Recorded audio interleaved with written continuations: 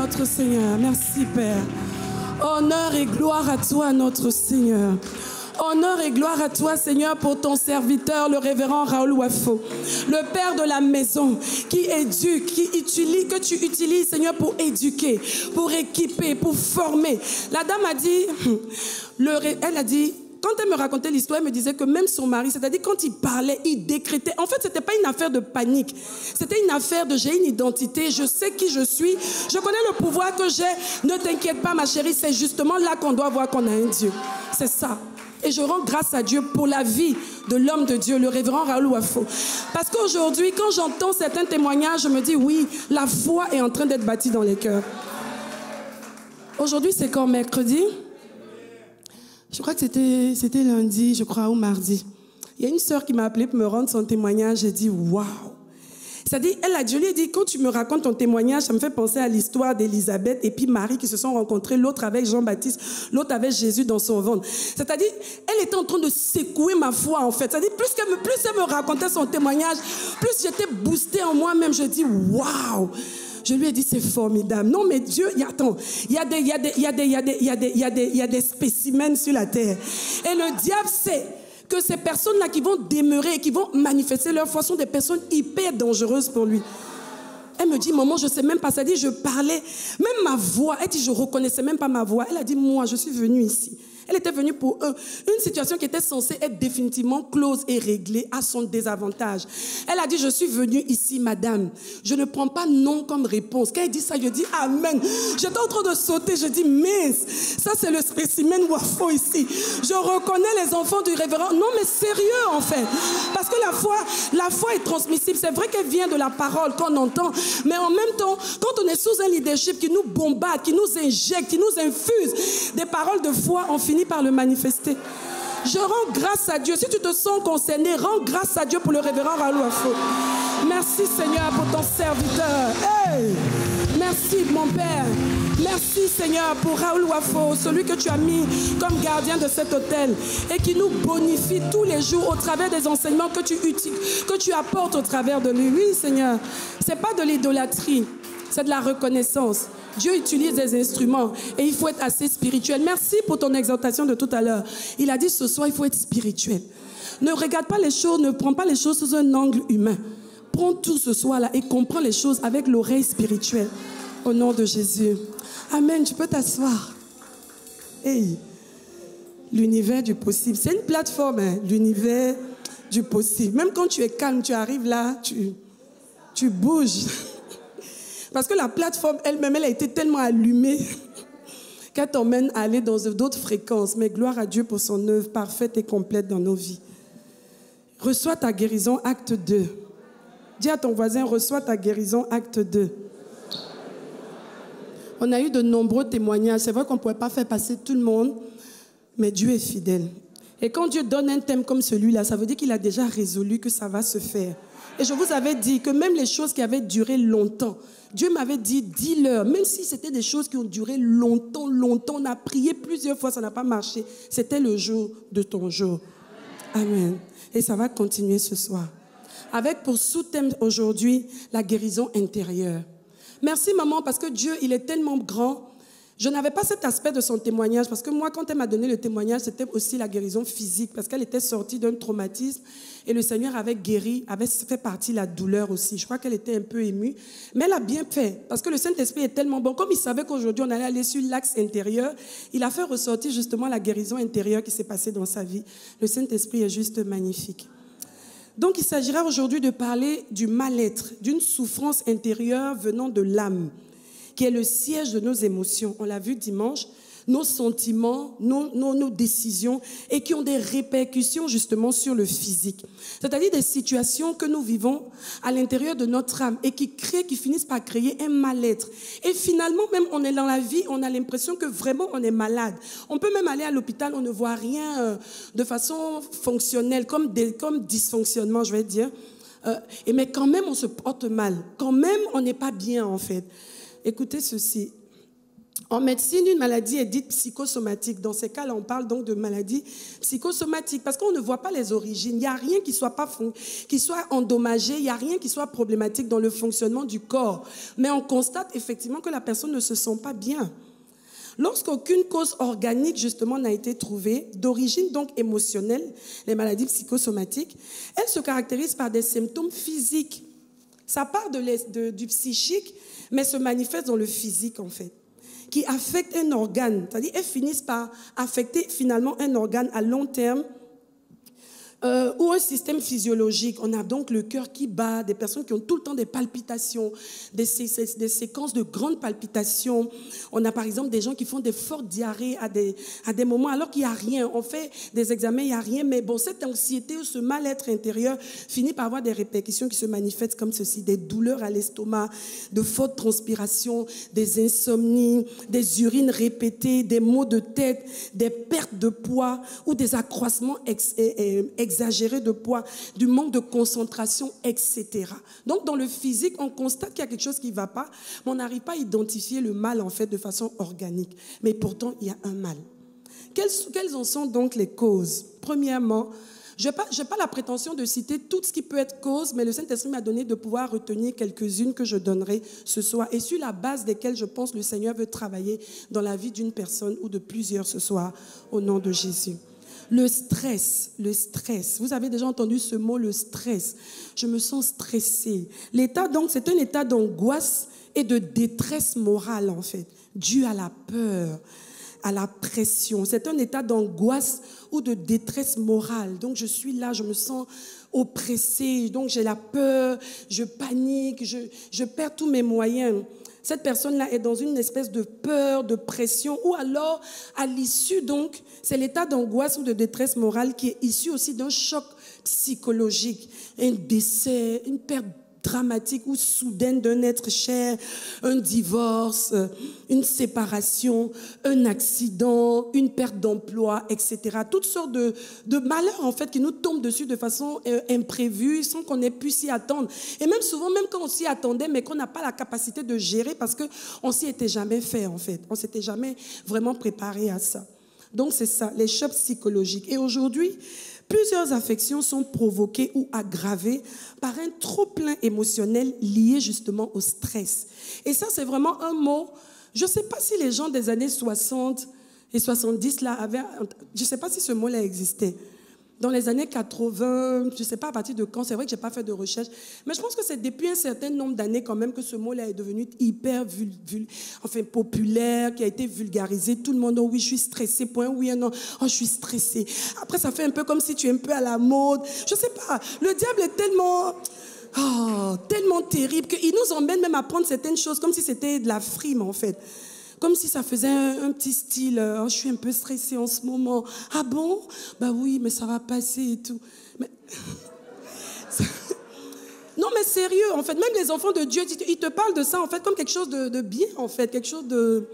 Bon, voilà, quoi, j'ai trop de préoccupations, ben, j'ai trop de projets, je vois la vie trop grand et donc j'ai des petits stress par moment. C'est diabolique, en fait. Parce que Dieu... Ah ben oui, c'est diabolique parce que Dieu ne nous a pas créés pour que nous puissions vivre par la peur. Dieu nous a appelés à vivre par la foi. Et celui qui vit par la foi ne peut pas laisser cohabiter la peur dans son cœur. Oui. Donc c'est pour ça que je dis que c'est diabolique. Parce que c'est une détresse morale. Alors que quand tu es en détresse morale, ça veut dire que tu n'as plus de repères. Merci pour la chanson qu'on a eu à chanter dès le départ de l'adoration. Je viens m'enraciner en toi. En fait, celui qui est enraciné au Seigneur, celui qui est indéboulonnable dans le Seigneur, il n'y a aucune situation qui peut l'emmener à paniquer, en fait. Il ne promène pas des regards inquiets. Même si les situations semblent être catastrophiques, semblent être assez dures à encaisser, mais parce qu'il est enraciné en Christ, il tient, il est infaillible, en fait. Il est indéboulonnable. Aucune situation ne peut le faire flancher. Donc le stress, dis à ton voisin, le stress n'est pas divin, il est diabolique. Donc n'utilise plus ça pour faire comme si, machin, c'est pas divin. C'est pas dans le style de nous les divinos. Deuxième cause, l'offense, la blessure morale, la déception. Là, on entre dans des choses assez délicates aussi. L'offense, la blessure morale, la déception. Voici des choses qui peuvent engendrer un mal-être que s'il n'est pas géré convenablement, peuvent nous envoyer très, très, très, très loin dans une détresse incroyable au niveau de l'âme et créer des maladies qui peuvent même se répercuter sur le physique et avoir même des symptômes physiques. L'offense, c'est quoi? L'offense ou la blessure, c'est une parole ou une action qui blesse quelqu'un, qui lui fait mal, qui blesse quelqu'un, donc qui vient cogner la personne dans sa dignité, dans son honneur, dans son amour propre. C'est ça, j'ai été blessée, c'est-à-dire, waouh, la personne a agi et l'action de la personne, la parole de la personne m'a amené à me remettre en question sur qui j'étais. Vous savez, parfois on te fait des choses et puis tu dis, mais attends, moi je suis qui en fait? Pour que toi tu me parles comme ça, mais pour que tu te comportes comme ça avec moi en fait.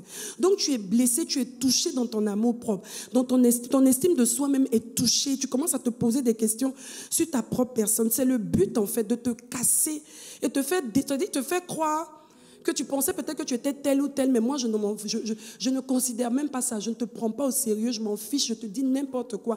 Ça peut être volontaire comme ça peut être involontaire, on le verra. Donc c'est ça, il y a comme une espèce d'affront, une insulte qui vexe et qui fait de la peine, ça fait vraiment de la peine. Quand tu te sens offensé, blessé, ça fait vraiment mal. Personne ne peut dire, quand déjà même quelqu'un t'annonce que j'ai été offensé, j'ai été blessé, c'est déjà qu'il y a quelque chose, il y a comme déjà une plaie qui s'est faite. Donc la première des choses, on le verra même après, c'est vraiment que si quelqu'un te dit j'ai été blessé, d'accord, excuse-moi d'abord. Excuse-moi parce que mon but, c'est pas vraiment que tu puisses te sentir blessé ou bien dégradé dans ta dignité, dans ton estime de soi. Maintenant, s'il faut expliquer, on expliquera après. Mais quand quelqu'un te dit déjà que je suis blessé, je suis offensé, il faut s'arrêter parce que ça, c'est des mots quand même qui sont très forts et qui envoient déjà des signaux pour dire qu'il y a quelque chose qui ne va pas, il y a quelque chose qui fait mal. La déception, c'est quoi? C'est le fait d'être déçu. C'est le fait de n'avoir pas ce qu'on attendait.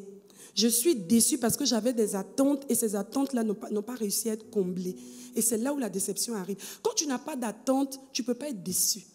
Si je ne m'attends à rien de toi, comme je ne m'attends à rien de toi, que tu fasses quelque chose ou que tu fasses rien, ça ne me dira rien parce que je n'ai pas d'attente. L'attente est ce qui peut entraîner justement une déception si cette attente-là n'a pas été comblée ou si on n'a pas répondu valablement à elle. Ou alors une espérance qu'on avait. En ce moment, on parle de déconvenue, on parle de désappointement, on parle de désenchantement ou bien de désillusion. J'étais dans quelque chose, je pensais qu'on était ensemble dans une affaire, dans quelque chose ensemble, dans une amitié ou peu importe. Et puis aujourd'hui, je me rends compte que finalement, c'est moi seul qui pensais qu'on était dedans. Je suis complètement désillusionnée. Proverbe 13, verset 12 dit « Un espoir différé rend le cœur malade. » Donc la Bible même reconnaît effectivement ici qu'un espoir, c'est-à-dire si j'ai mis de l'espoir en quelque chose et que cela n'est pas fait au moment où je m'y attends, parce que différer veut dire que peut-être ça aura lieu peut-être après, mais ou alors ça n'aura peut-être même plus lieu. Mais une chose est sûre, au moment où je l'attends, il est différé parce que je ne l'ai pas. Rend le cœur malade. Donc ça veut dire qu'il y a des personnes parmi nous ici ou qui nous suivent qui sont malades parce qu'il y a un espoir qui a été différé. Mais un désir accompli est un arbre de vie. Effectivement, quand un désir est accompli, il y a de la joie, il y a de la gaieté, il y a de l'allégresse. On est vraiment dans un état de jouissance parce qu'on se rend compte que ce qu'on a attendu est arrivé. Amen. Ces sentiments-là, justement, présents donc, et entretenus dans l'âme, peuvent créer un profond déséquilibre, c'est-à-dire la déception, l'offense ou la blessure, peuvent créer un profond déséquilibre émotionnel. L'âme, donc, est troublée, elle est affectée par une grande souffrance morale qui, à la longue, va rejaillir sur l'extérieur, comme je le disais. Ensuite, une autre grande cause de mal-être intérieur ou de maladie intérieure, c'est le manque de pardon. Le manque de pardon. Et ça, c'est un gros piège. Le manque de pardon, quand on parle de pardon, ça veut dire qu'il y a une action qui nous a blessés. Donc, il y a déjà une offense.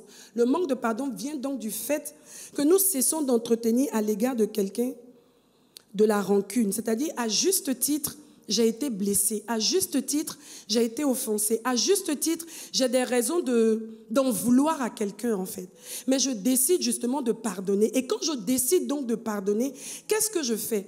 Je décide donc, je préfère le dire comme le Saint-Esprit m'a poussé à l'écrire, c'est cesser d'entretenir donc à l'égard de quelqu'un de la rancune et de l'hostilité. Renoncer à punir une faute. Et renoncer à punir une faute, renoncer à se venger d'une offense. avoir de l'indulgence. On parle donc de faire miséricorde. Et Dieu nous demande de faire miséricorde. Qu'est-ce que Dieu dit dans sa parole? On le verra par la suite. Le manque donc de pardon est aussi une grande source de tourment, de douleur morale. Le fait que quelqu'un déjà te fasse du mal, ça fait mal, n'est-ce pas? Permettez la répétition. Quelqu'un te fait du mal, ça fait mal, d'accord? Ensuite, tu n'arrives pas à pardonner à la personne, tu as mal. Et comme tu n'arrives pas à pardonner à la personne, quand tu vois la personne, tu es dans un état qui te fait encore plus mal. Et donc, tu es en train de te faire du mal et tu es en train d'augmenter la douleur au fur et à mesure parce que tu ne veux pas pardonner. Et c'est donc un grand piège que le diable utilise pour emmener les enfants de Dieu à rester dans le mal-être, de s'enfoncer dans le mal-être alors qu'il était plus facile de pardonner. Et vous me direz, oui, mais c'est trop facile de le dire, c'est vrai. Moi-même, je l'ai pensé aussi pendant un certain moment, qu'il était très difficile. Pour certaines actions peuvent paraître quand même faciles à pardonner, mais il y en a d'autres qui sont quand même assez fortes, assez profondes en fait, pour qu'on puisse les pardonner. Mais qu'est-ce que Dieu nous demande? Il nous demande de pardonner. Parce que Dieu, vous savez, chaque fois que Dieu nous demande de faire quelque chose, et ça on ne le dira jamais assez, chaque fois que Dieu nous demande de faire quelque chose, c'est parce que c'est à notre avantage. Il faut le retenir. C'est-à-dire que chaque fois que Dieu nous demande de faire quelque chose, on doit se dire, si Dieu dit ça, c'est que c'est bon pour moi. Et si je ne fais pas ce que Dieu dit, ce sera mauvais pour moi, à contrario. Donc j'ai intérêt à lui demander l'aide pour que je puisse entrer dans ce qu'il me demande de faire, pour que je puisse bénéficier des bénéfices de ce qu'il me demande de faire. Amen. Amen. Alors ensuite, on a l'amertume. Quand on ne veut pas pardonner et que le manque de pardon prend un certain temps, on tombe dans l'amertume. L'amertume, c'est quoi? C'est un ressentiment mêlé de tristesse et de déception. C'est une grande peine, c'est un chagrin. En ce moment, on dit cette personne-là, elle est amère. C'est-à-dire tout ce qu'on fait maintenant, elle n'arrive même plus à apprécier les choses. Tout devient amer. Et le mot est appris à juste titre. La racine, c'est amer. Tout devient amer. Et cette personne devient amère. Et elle devient très, très, très amère, même vis-à-vis des gens et aussi pour ceux qui l'entourent. Parce que quand tu es amer, ça veut dire que quand les gens sont à côté de toi, c'est l'amertume que tu leur apportes. Et ça devient compliqué. La rancune, c'est quoi? La rancune, c'est le souvenir que l'on garde d'une offense. Donc, tu quittes de l'amertume. Et tellement, c'est-à-dire quand tu n'as pas voulu pardonner, tu entres dans une espèce d'amertume. Et quand tu développes cette amertume, tu finis par entrer dans une autre gravité qu'on appelle la rancune. Et la rancune, c'est le souvenir que l'on garde d'une offense, d'une injustice, et qui est accompagné justement cette fois-ci d'un désir latent de vengeance. C'est-à-dire, j'arrive au stade où j'espère que le mal t'arrive. Et tous ici, on peut reconnaître ce que c'est la rancune. C'est-à-dire, j'ai tellement eu mal, j'ai tellement du mal à pardonner que je suis entrée dans une phase où, là où je suis maintenant, j'attends seulement que le mal t'arrive. C'est ça la rancune. J'espère, quelqu'un va te faire ça, toi aussi tu vas comprendre. Et c'est là où on prend Dieu est un Dieu de vengeance. À moi la vengeance, à moi la rétribution. Oui, le Seigneur va me faire justice. Non. Dieu n'est pas dans ces genres de choses. Et on va le voir. Ça fait mal. Moi, je crois que c'était à l'école du potier. Pourquoi Dieu nous dit de pardonner, en fait? Si quelqu'un t'a fait du mal, c'est normal. Vous voyez, quand vous avez des enfants, quand on était même petit, quand un de tes frères te fait mal, en fait, que tu vas dire ça aux parents, tu espères quoi? Qu'on le punisse? Qu'on reconnaisse pour lui dire quoi? Pourquoi tu as fait ça à ta soeur? C'est pas bien. C'est pas ça. Quand on le frappe comme ça, tu dis oui, maman, tape encore. C'est ça. Parce que tu te dis qu'il faut que le parent reconnaisse que c'était mal et punisse l'autre, en fait. Mais Dieu ne fonctionne pas comme ça. Et en fait, je vais même plus loin. Est-ce que le fait que ton père ait reprimandé même ton frère a fait que ton frère n'est plus l'enfant de ta mère ou de ton père? Mais c'est à l'église qu'on veut que Dieu réprimande tellement que Dieu efface même le nom de la personne de son livre de vie. Pour que tu saches que vraiment ce que tu as fait n'est pas bien. Non. Et on est étonné de voir que Dieu continue de travailler avec la vie de la personne en fait. Et on a de plus en plus mal parce qu'on a l'impression que Dieu est injuste. Non, non, non, Dieu n'est pas injuste. Nous sommes tous ses enfants. C'est pas parce que tu as des problèmes avec moi que Dieu va m'ôter enlever mon amour dans son cœur. Non. Il va régler les problèmes, c'est vrai. Si c'est moi à mon niveau, il va régler, mais il ne va pas forcément venir entrer dedans pour dire oui, tel ou tel a raison. Le Saint-Esprit va gérer. Parce que souvent même, on a l'impression que c'est l'autre qui a tort, alors qu'en fait, c'est peut-être même nous qui avons tort. C'est ça. Donc, il faut faire très attention. Donc, aujourd'hui, les choses dont je parle, c'est des choses assez subtiles, et on va le voir. Mais qui peuvent nuire terriblement à la vie d'un enfant de Dieu. Après, on arrive donc au niveau extrême, qui est un niveau d'animosité. L'animosité, donc, c'est un sentiment permanent de haine qui porte à nuire. C'est-à-dire, là, je suis dans un niveau où j'ai tellement mal, je t'en veux tellement que dès que je te vois, ça dit, je te veux le mal. Je vais chercher tous ceux qui peuvent te connaître, qui peuvent être susceptibles de rejoindre ma cause pour qu'on puisse te faire un mal global et dangereux. Un mal tous azimuts, un mal, comment on dit ça, cumulé. On prend tous ceux aussi qui peuvent venir se réclamer de la même douleur venant de cette origine-là, et puis on se met ensemble, et puis ça crée une grosse animosité. En effet, les émotions donc sont l'état de notre âme à la suite de l'analyse d'une situation et la pensée qui en découle. Je m'explique. Quand une situation se passe, j'ai la capacité, Dieu me donne l'intelligence donc de réfléchir et d'analyser la situation. Et après avoir analysé la situation, je peux sortir maintenant des décisions parce que mes pensées commencent à aller dans plusieurs sens. Une certaine cohérence, essayer d'expliquer selon moi comment est-ce que les choses devraient, où se sont passées et quel est le regard qui devrait être sur cette situation. Et à partir de ce moment, je décide justement d'entretenir des pensées par rapport à l'analyse, les conclusions de mon analyse, et je me tiens sur ces pensées qui finissent par générer en moi des émotions. Et ces émotions générées en moi vont finir par m'emmener à poser des actions conséquentes aux pensées et aux émotions qui sont maintenant figées en moi. Ça, c'est ma raison, c'est ma façon. Et souvent, quand tu te retrouves dans certaines situations conflictuelles, on dit, oui, mais non, moi je pense que c'est comme ça qu'on devait faire. Moi, j'ai raison, ça, c'est ma raison. Non. Et on se rend compte peut-être qu'on n'avait pas raison ou qu'on avait même raison. Mais Dieu nous demande de traiter ça différemment. Parce que Dieu veut notre bien-être, justement. La Bible dit quoi? Dans Marc 7, versets 20 à 23, Marc 7, versets 20 à 23, il dit encore, ce qui sort de l'homme, en fait, c'est ce qui le souille. Car c'est du dedans, en fait, c'est du cœur des hommes que sortent les mauvaises pensées. Les adultères, les impudicités, les meurtres, les vols, les cupidités, les méchancetés, la fraude, le dérèglement, le regard envieux, la calomnie, l'orgueil, jusqu'à la folie. Toutes ces choses mauvaises sortent du dedans et souillent l'homme, en fait. À l'intérieur, quand ces choses-là foisonnent, même si c'était parce qu'on nous a fait du mal ou à juste titre, si on laisse ces choses-là foisonner, elles vont nous faire du mal, elles vont nous souiller. Et le résultat ne sera pas contre la personne, mais ça sera contre nous-mêmes. C'est ça qui est dramatique. Dis à ton voisin, c'est ça qui est dramatique. Alors, troisième point, comment en guérir justement de ces situations-là, de ce fait qu'on a été blessé, on a été offensé, on a été déçu, on a été trahi. La Bible nous recommande ceci dans Proverbe 4, verset 23, de garder nos cœurs. La Bible dit, garde ton cœur plus que toute autre chose, car de lui viennent les sources de la vie. Les sources de la vie. Les sources de la vie viennent de notre cœur. Je veux vraiment que tu puisses imaginer ça dans ton esprit. Les sources de la vie sortent de ton cœur. Donc, si ton cœur n'est pas bien entretenu, si tu laisses le diable poser des germes, comme le révérend dit souvent, des œufs, pondre des œufs de mal, je sais pas moi, de tout ce qui peut être vraiment catastrophique pour ta vie, ça va te poser des problèmes à toi-même en fait. Parce que c'est de cœur là que les sources de vie sortent. C'est pour ça que Dieu veut qu'on veille à ça, parce que c'est de là que lui, il nous fait justement germer et il fait sortir la vie en abondance qu'il nous a prévu. Et tout ce que nous devons manifester sur la terre, c'est du cœur. C'est pour ça que nous devons veiller sur notre cœur.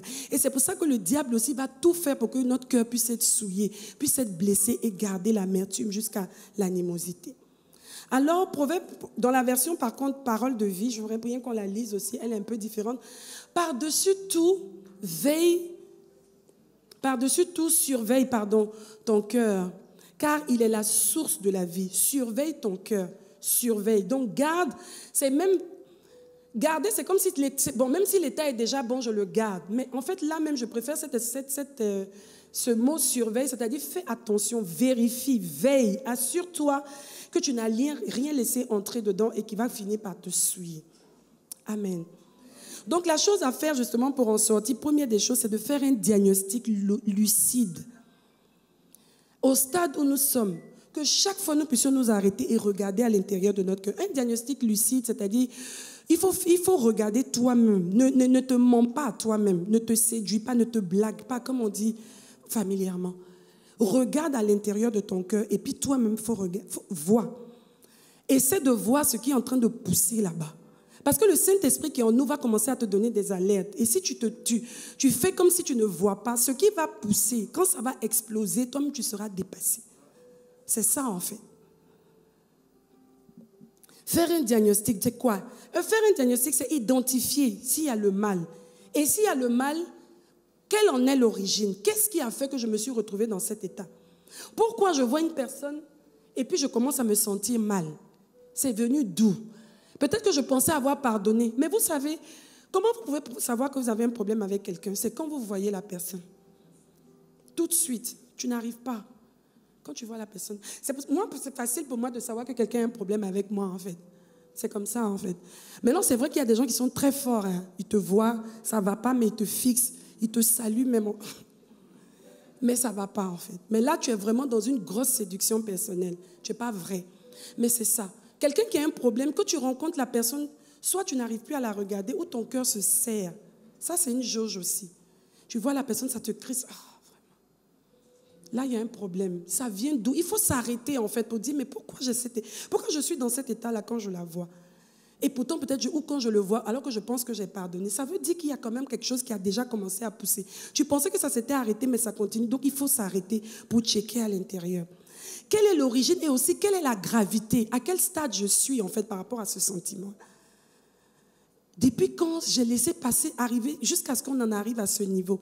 Ou peut-être je ne veux même plus me retrouver assise à côté de cette personne alors que nous sommes en assemblée. Ce n'est pas normal.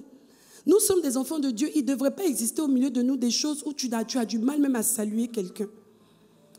Je disais une fois que le Saint-Esprit a tellement d'humour que tu peux même, la personne que tu as décidé de ne plus saluer, tu ne veux plus la voir. Ce jour-là, tu arrives au culte, tu es bien installé.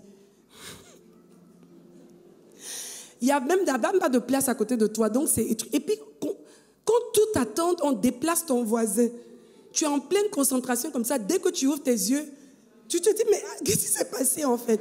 La personne que tu ne voulais même pas voir, le Saint-Esprit l'emmène à côté de toi. Oh, ici au temple de la foi, il a dit à ton voisin, parle à ton voisin, attrape la main de ton voisin. Si, en ce moment-là, comment tu gères ça? Normalement, même quand on fait les déclarations, on doit se regarder, non? Tu es plus que vainqueur en Christ Jésus. Il faut régler ça, en fait. Il faut régler ça. Et ce soir, je pense que Dieu veut qu'on règle les faux problèmes, en fait. Quand je dis faux problème, ça ne veut pas dire que le problème n'a pas de légitimité. Ça veut juste dire que le diable a tellement grossi qu'il te donne l'impression que c'est devenu quelque chose de trop fort alors que c'est un faux problème si tu regardes les choses de la hauteur du spirituel que tu es censé être. Amen. Psaume 139, versets 23 à 24. Ô Dieu, regarde au fond de mon cœur et connais-moi. Examine mes pensées et vois mes soucis. J'ai bien aimé cette version-là. Vois mes soucis, c'est-à-dire vois mes tracas, vois mes batailles. Regarde si je suis sur un chemin dangereux. Parce que moi-même, je sens qu'il y a quelque chose qui ne va pas, en fait. Et conduis-moi sur ton chemin, ce chemin qui est sûr pour toujours. Le chemin du Seigneur est un chemin sûr. Mais les chemins, justement, qui sont hors des voies de Dieu sont toujours des chemins dangereux. Pourquoi dangereux? Parce que très exploité et exploitable par le diable contre nous. Amen. Alors, c'est pour ça que nous devons, premièrement, après avoir fait le diagnostic, nous devons justement... Après avoir fait le diagnostic, deuxièmement, exposer la situation à la lumière de la parole, en toute objectivité. Qu'est-ce que Dieu dit dans ces cas-là? Qu'est-ce que Dieu demande? Et c'est ça qui est dur. Faire le diagnostic, ce n'est pas toujours ce qui est plus difficile. Mais c'est de pouvoir confronter justement le système de pensée, la manière dont Dieu voudrait qu'on puisse prendre et appréhender cette situation, et comment est-ce que nous l'avons prise, et comment nous avons géré cette situation jusqu'à aujourd'hui. Et c'est en ce moment-là que nous devons dire au Seigneur, justement, connais mes pensées. Seigneur, si tu vois qu'il y a quelque chose qui ne va pas, et je me sens en train d'aller dangereusement vers une direction qui n'est pas la tienne, j'ai besoin que tu m'aides et que tu me ramènes. Ensuite, nous devons veiller et prier continuellement pour notre cœur, plus précisément pour notre âme, le siège de nos pensées. Or, j'ai trop aimé l'illustration du révérend quand il parlait de la contrebande et que chacun d'entre nous devait justement mettre un système de gardiennage autour de nous pour empêcher à la contrebande d'entrer. Et que les pensées que nous pouvions avoir, qui n'étaient pas les pensées de Dieu, pouvaient être une barrière à ce que Dieu veut faire dans nos vies, devenir une forteresse au point où Dieu ne peut plus travailler dans nos vies. Attendez, est-ce que vous trouvez légitime que pour quelqu'un qui t'a fait du mal, qui continue sa vie, tout s'arrête pour toi? Que tu en arrives à une situation où tu es tellement braqué que Dieu ne peut même plus travailler dans ta vie, en fait. Finalement, tu fais un double bénéfice à cette personne, en fait. Et ça, ce n'est pas Dieu. Ensuite, il faut pouvoir justement, pour régler ces situations de stress, premièrement, vivre une vie de foi. Qu'est-ce qui emmène les gens à être stressés? C'est le fait qu'ils paniquent devant les situations, qu'ils se disent, mais comment je vais m'en sortir? Est-ce que Dieu va pouvoir intervenir? Comment je vais faire pour sortir de cette situation? Avant, moi, j'étais quelqu'un, je veux dire, quand quelqu'un m'appelle même pour me dire, je veux te voir, avec un ton déjà sérieux, ça m'angoisse en fait. Je me dis, mais il y a quoi encore? Un moment, tu es là, tu te poses des questions, mais la personne n'est pas encore arrivée. Elle te dit, je viens dans 2 jours. Les 2 jours là, tu ne peux plus vivre. Tu dis, mais tu appelles même après. Mais attends, et si on parlait de ça? Non, la personne dit, non, t'inquiète pas. Largement, je n'ai pas le temps. Dans 2 jours, je reviens. Je te dis, mais attends, tu es dans une espèce de stress, tu te poses. Une fois, le révérend me disait, mais le temps, attends calmement en fait. Tout ou tard, la personne va te dire. Et il n'y a aucun jour qui n'arrive pas. Donc, vis ta vie. Et puis, à la suite, s'il y a quelque chose à gérer, vous allez gérer. S'il y a une nouvelle qui te tape, qui te cogne, qui te truc, forcément, Dieu va te donner les solutions et vous allez avancer. C'est pour ça qu'aujourd'hui, quand quelqu'un me dit, oui, je veux te voir, vraiment, il n'y a rien de grave. Je dis toujours, il y a des personnes qui savent que moi, c'est comme ça que je dis ça. Dès que tu me dis, il n'y a rien de grave, je te dis, c'est pas, même si c'est grave, on va trouver une solution. Pourquoi? Parce que j'ai appris à me rendre compte que finalement, Dieu finit toujours par nous donner des solutions pour tout ce qui nous arrive en fait. Donc c'est pour ça que je disais que le stress n'est pas divin, il est diabolique. Parce que si tu es quelqu'un qui vit par la foi, tu sais que Dieu a déjà toutes les séquences de ta vie au devant de lui. Et comme tu lui as fait allégeance et que tu as décidé de te soumettre à son leadership, tu lui fais confiance pour te conduire dans toute la vérité de ta destinée. Alors quel que soit ce qui va arriver, tu sais que Dieu va te donner des solutions et des portes de sortie. Même si c'est difficile, Dieu te donnera la force de supporter. Amen. Psaume 34, versets 5 à 10. Quand on tourne, oui, dans cette version, je crois que c'est 6. Vas-y, va à 6. Quand on tourne vers lui les regards, on est rayonnant de joie et le visage ne se couvre pas de honte. Quand on tourne vers le Seigneur les regards, je vous assure, on n'est jamais dans la honte. Jamais, jamais, jamais. Merci pour ces quelques amens. Non, non, non, non. Toi, ton amen n'est plus valable.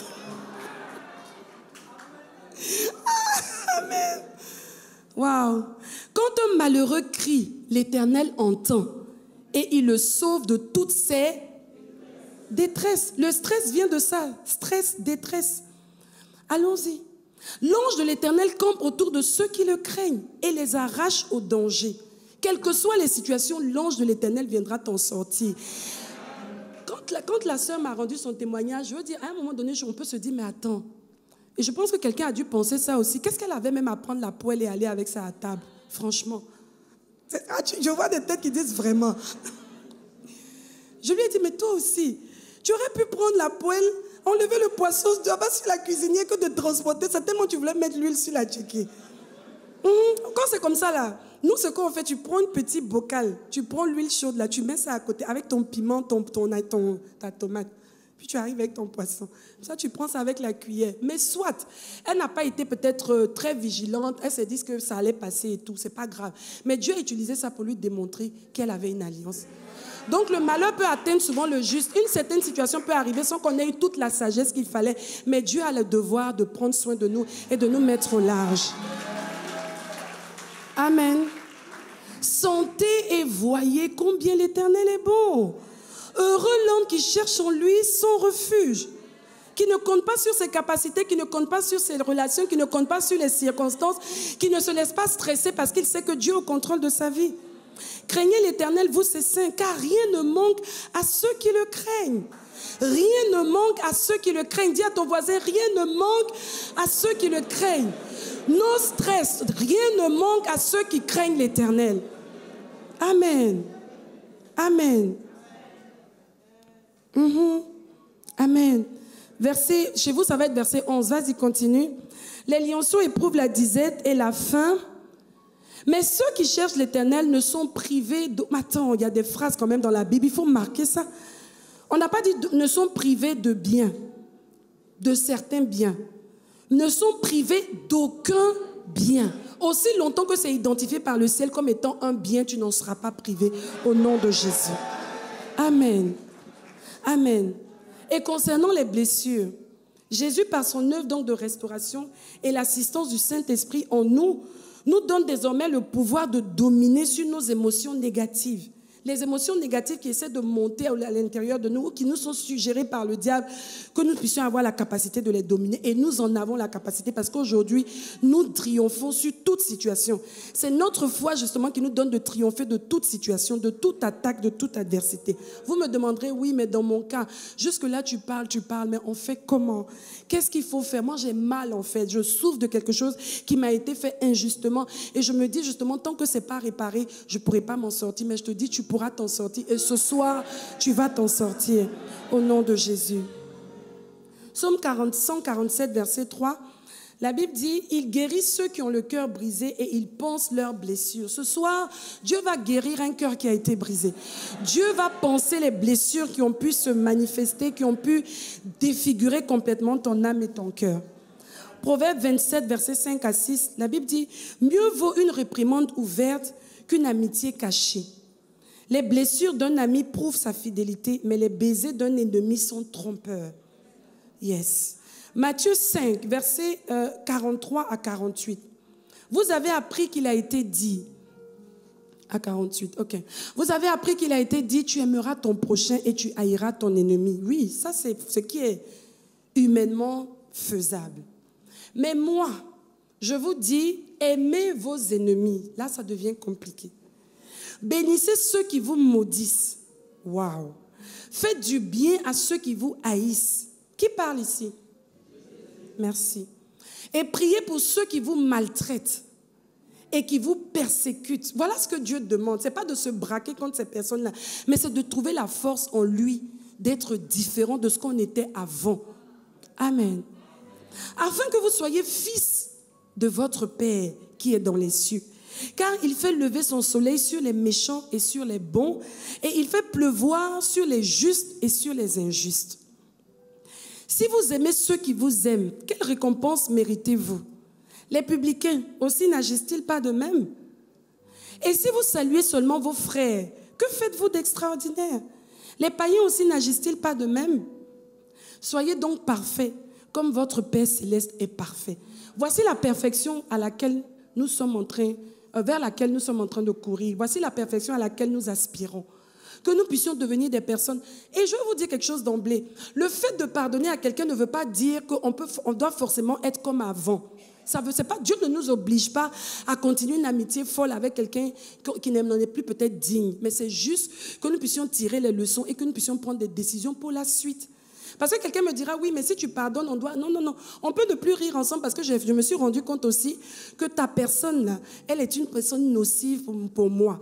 Et dans ce cas-là, non, ne fais pas les mains comme ça. Ce n'est pas que tu te braques complètement ou que tu t'éloignes forcément de la personne, mais que tu fréquentes la personne selon que le Saint-Esprit te donnera de faire, mais sans plus. Parce qu'on n'est pas obligé d'être amis à tout le monde.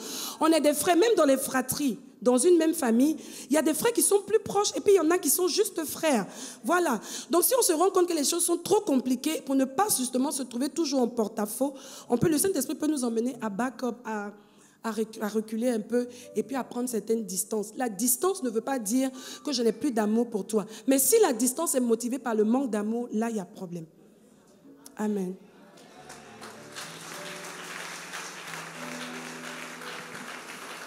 Alors, nous devons prier aussi pour avoir la révélation, et ça c'est très important, que toutes personnes dans ce monde sont, pour certaines, définitivement imparfaites. Ça, il faut le garder.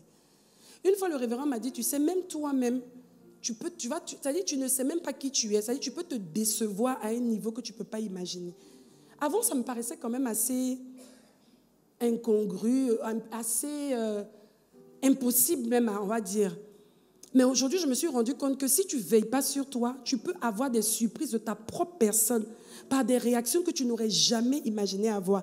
Demandez aux gens qui conduisent. Je prends un petit exemple. On dit, oui, la femme, là, elle ne parle pas, elle est douce, il faut la voir au volant.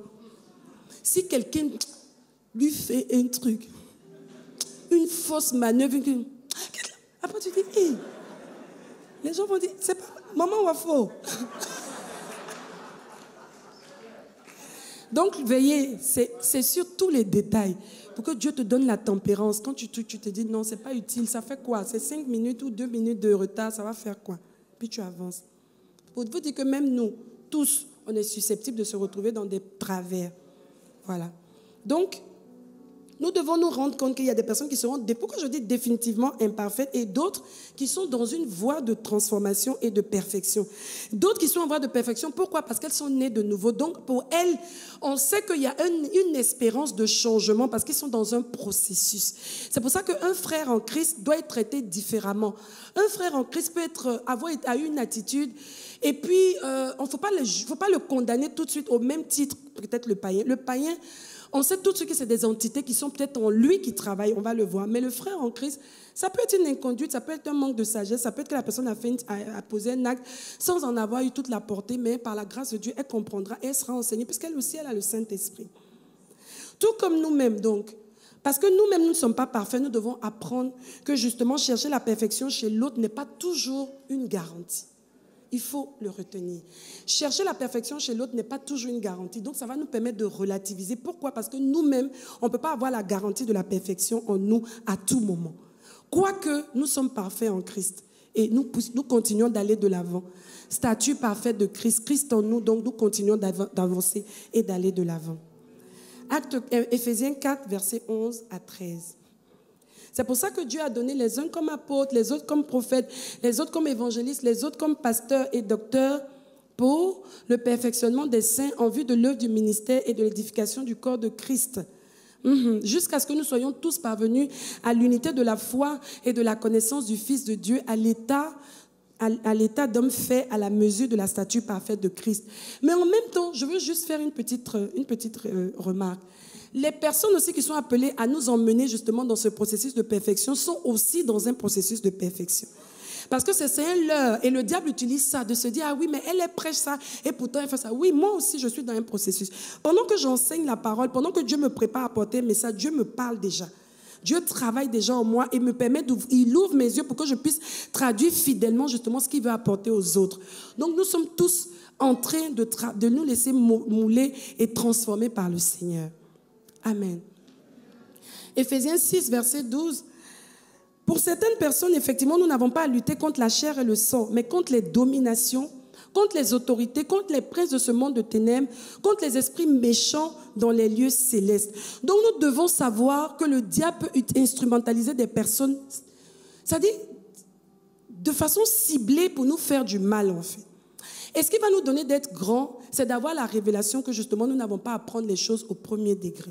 Vous savez ce qui va vous aider à pardonner plus facilement quelqu'un, c'est de vous dire c'est pas sa faute, c'est pas lui. Quand tu penses comme ça, tu laisses tomber. Mais comment arriver à ça justement? Comme Jésus a dit, pardonne-leur Père, car ils ne savent pas ce qu'ils font. Étienne a dit quoi? La même chose. C'est ça en fait, la grandeur, c'est de réussir à développer dans ton esprit le fait que même si les gens font mal, ce n'est pas leur faute. Peut-être qu'ils ne savent même pas ce qu'ils sont en train de faire. De la même manière que tu demandes à Dieu aussi de voir ce regard compatissant vis-à-vis de ta personne, tu devrais pouvoir l'avoir. Et quand tu arrives à ce niveau, tu laisses tomber. Les choses qui te faisaient très mal, tu laisses tomber et tu avances. Matthieu 6, versets 12 à 15. Je vais vous dire pourquoi nous devons nous engager à pardonner pour manifester Christ. Pardonne-nous nos offenses comme nous aussi, nous pardonnons à ceux qui nous ont offensés. Ne nous induis pas en tentation, mais délivre-nous du malin, car c'est à toi qu'appartiennent dans tous les siècles le règne, la puissance et la gloire. Garde ça s'il te plaît.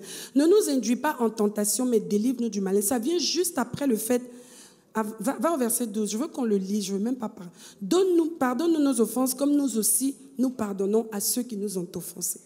Donc, pardonne-nous nos offenses. Nous reconnaissons que ce que nous avons fait contre le Seigneur, ce sont des offenses. Donc, ça peut être des choses qui peuvent l'avoir blessé.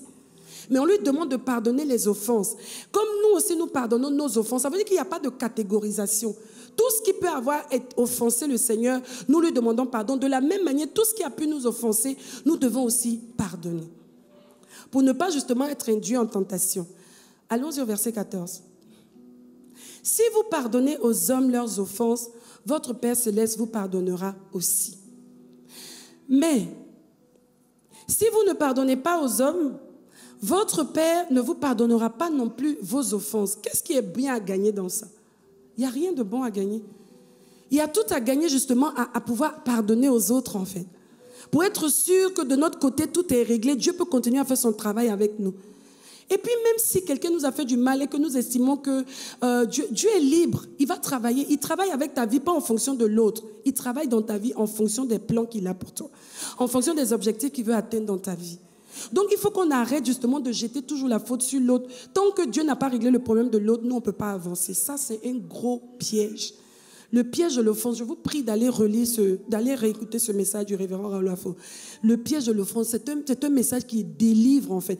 Et chaque fois que vous êtes dans une situation où vous vous sentez offensé, je vous prie d'aller réécouter ce message. Vous allez comprendre que tout de suite, le diable est en train de vous tendre un piège. Quelle que soit la légitimité du mal qui vous a été fait, quelle que soit la légitimité même de la réaction que vous avez vis-à-vis de ce mal, vous êtes obligés, nous sommes obligés en tant qu'enfants de Dieu de déposer ça au pied de la croix. Matthieu 11, versets 28 à 30. Venez à moi, vous tous qui êtes fatigués. Ce soir, je veux parler à quelqu'un. Vous tous qui êtes fatigués et chargés par des émotions que vous n'arrivez plus à supporter. Chargés par des situations que vous n'arrivez plus à pardonner. Chargés par un mal ou une offense répétitive dans vos vies par une même personne. Si vous êtes dans cette situation, Jésus dit, venez à moi. Vous êtes fatigué. Vous-même, vous réalisez que cette situation-là vous fatigue. Vous ne vous en sortez plus. Vous n'avancez plus. Vous n'avez plus de paix. Vous n'avez plus de joie. Venez à moi. Ce soir, il est là. On a chanté tout à l'heure, Jésus est au milieu de nous. On veut le voir et il est là. Et il dit, venez à moi. Prenez mon joug et je vous donnerai du repos. Prenez mon joug sur vous et recevez mes instructions. Voici les instructions que Dieu te donne ce soir. Même si tu as été violé.